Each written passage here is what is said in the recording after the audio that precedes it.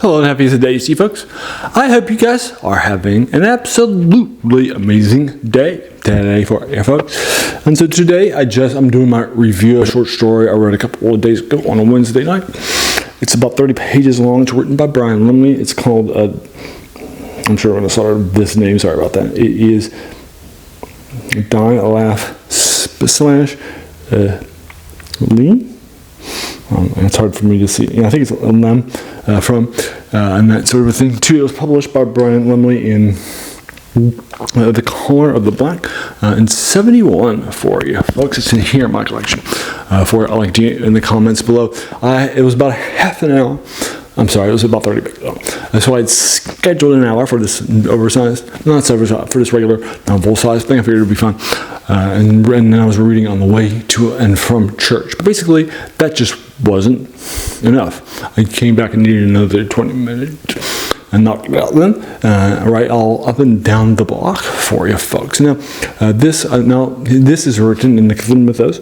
Brian Lumley is a big fan of the Cthulhu Mythos. And that sort of thing too, and so he actually started writing some things for these things that are out there and getting people noticed, right, and that sort of a thing too. He started writing some stuff early on short stories to August Earl, who was the editor for the Cthulhu Mythos after H.P. Lovecraft, who created in a pulp died. And he actually put some time into it before he moved on to the novels of the Necroscope series. And so this collection, Haggopian and Other Stories, collects all this stuff. I probably read 2 or 3 of his short stories in various Cthulhu Mythos, the collection. And so for you folks, while I went ahead, right, and knocked out that stuff for you folks. Right, and so this was published again in his era in the 70s, where it was published a few years earlier, right? And this is set in the Cthulhu Mythos that he read and loved a lot. That put him on the map in a major way, and the other folks too. And so H.P. Lovecraft had a shared collection of stories back in the pulp era when he was alive. That had his things. I actually read a 3-volume collection of that stuff when I was in college. That gave me a big love for him stuff too. And one of those was his Cthulhu Mythos, one is his Dreamlands, and the other one was his early horror stuff. Dreamlands and his middle era fantasy stuff, inspired by people like Dunstan, right, and that sort of thing. And so he would typically use things like the Necronomicon or Cthulhu to build up that sort of thing. And then he would actually bring in other people's stuffs too, like stuff that go from Clark Ashton Smith, or encourage other people to take up his stuff too. And so that's how it became a shared universe that still survives today and is beloved by fans. And I read a few of these.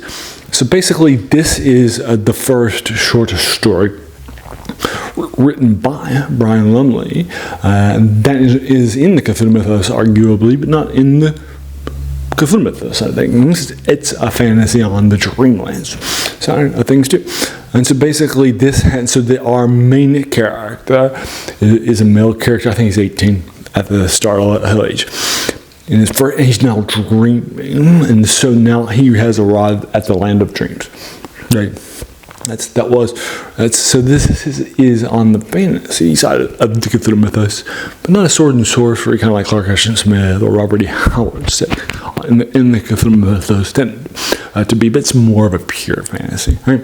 And that's although you might call it love fantasy because there's not a lot of the fantasy sides of fantasy. Your sides may vary.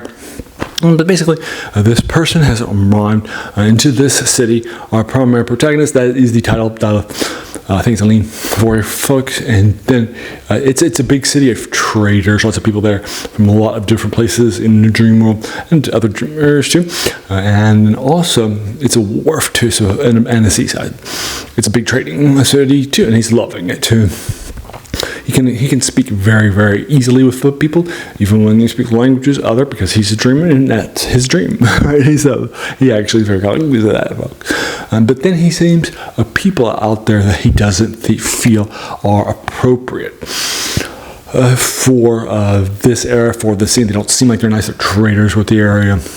They're set up. They seem like they have nefarious plots they offer, rubies instead of money.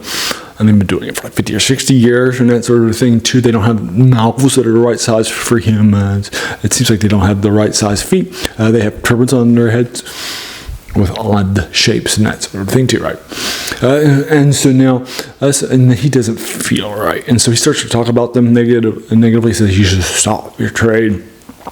And that sort of thing too, and then he leaves his dream after something happens nice to him, and then he comes back 12 years later to his era when he's 30, although it's like 36 when the others.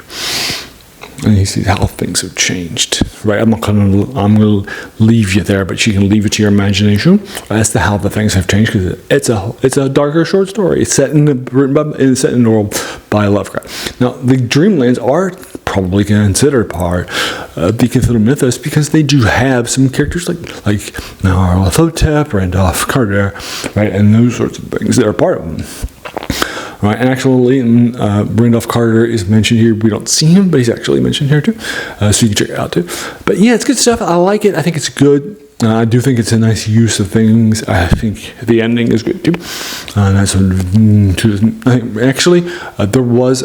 He actually mentions this in the opening, but after reading this Cthulhu Mythos collection, Ellis Bragg, the camp wanted to put this in a collection. It's some of the best fantasy stuff too. I can see it. I think that this experiment by Lumley works. I'm giving it a 9 out of 10 for you folks. No, so yeah, again, I'm not an expert, and right, and that sort of a thing too. So I'm just a fan like you are for you folks. So I'm definitely sort of interested in engaging with you in the comments below. Now, as a reminder, please try to keep it spoiler free, because I know this is like 50 years ago from the early 70s. You definitely want to feel like it's past its spoiler day, but I had read it new.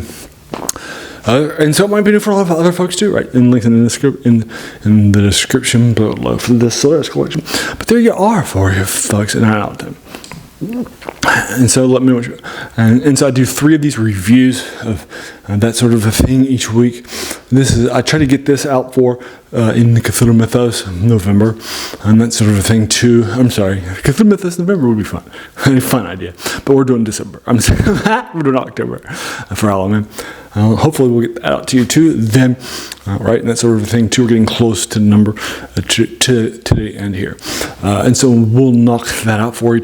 And again, try to do 3 of these older reviews a week in these genres: fantasy, science fiction, horror too, for folks, as well as older video games on Wednesday, where I've done things like Guild Wars 1, that sort of thing too, or things like on Monday do reviews of older tabletop RPGs like Dungeons and Dragons, or war games like Battletech.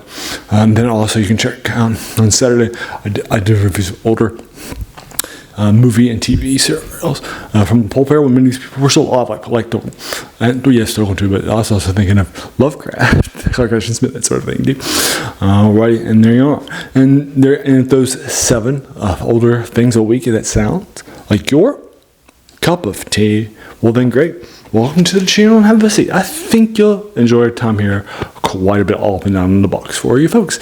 And then while you're here, please do all the YouTube stuff too, like you typically expect from any YouTube, right? Near the end for you folks. And then also, as you could tell from those 7 older things, it's the passion of this channel to find these older things for you and sort of let you know what they are for you folks. Right? It's even where the title comes from. The worst thing about new books is a quote by a French philosopher, Jacques Joubert, says that the worst thing about them was they kept us from reading the old stuff, right? And in our passion for the new novel, the new video game, the new movie, all the diversions of life, we have sometimes forgotten that these things are standing on the shoulders of giants like H.P. Lovecraft, like Brian Lumley, like August Jones, like Clark Ashton Smith, all that stuff here. All ready for you folks. And so check them out. Although I'm not saying that new stuff is bad, but it's fun. Right? But you get the idea where I'm coming from with. All right. And there you go. I want to thank you so very, very much for taking some time out of your day and investing it, right? And watching my videos, because we all have so many things that are happening in our lives. And we're pulled in so many different directions too, right? So if you spent this time with me, it's incredibly humbling, and I just appreciate it so very, very much. So thanks again, and have an amazing day.